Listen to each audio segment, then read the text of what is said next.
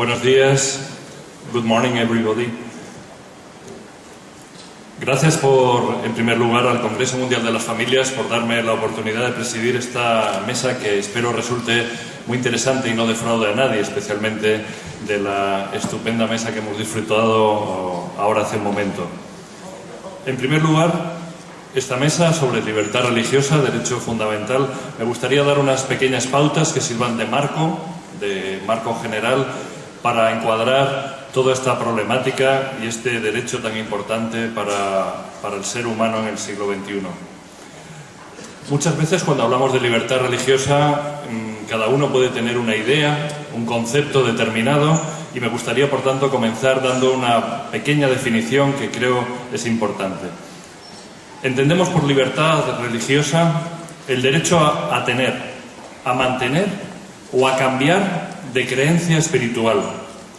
Muy importante lo de cambiar de creencia espiritual, porque este es uno de los derechos que sistemáticamente es violado en muchos países.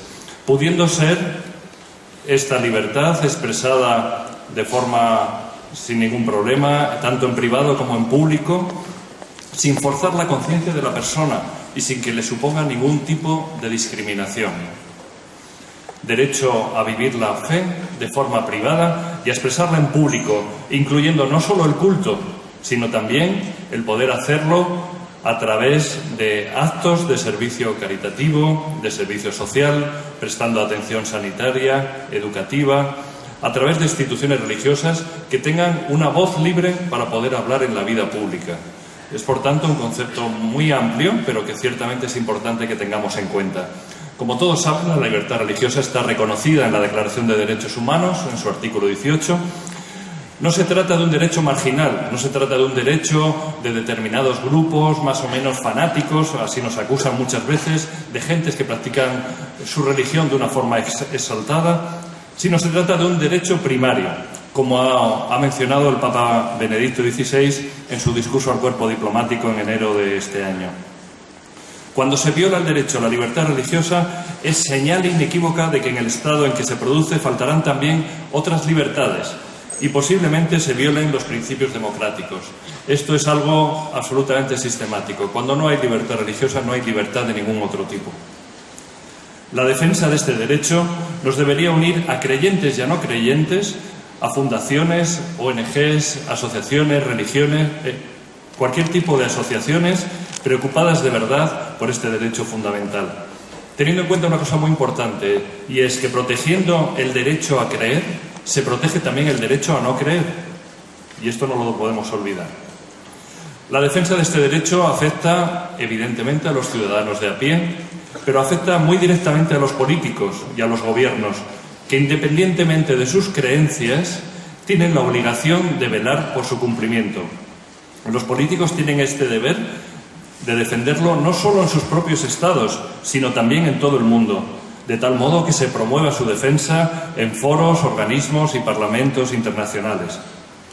La defensa de este derecho es tan importante para los gobiernos que deberían ser capaces de establecer mecanismos preparados para incluir sanciones, no solo diplomáticas o políticas, sino yo diría que incluso comerciales, contra aquellos estados que no la cumplan. Porque desgraciadamente a veces, si no es a través del dinero y que les toque el bolsillo, pues muchas veces no entienden lo que puede ser una sanción. Es importante resaltar también el papel fundamental que juegan los medios de comunicación en dar a conocer las violaciones sistemáticas de este derecho. Dense en cuenta que en el mundo hay 200 millones de cristianos que sufren persecución por causa de su fe y 150 millones más que están discriminados. Un total de 350 millones de cristianos perseguidos o discriminados. De cada 4 personas que sufren discriminación o persecución en el mundo, 3 son cristianas.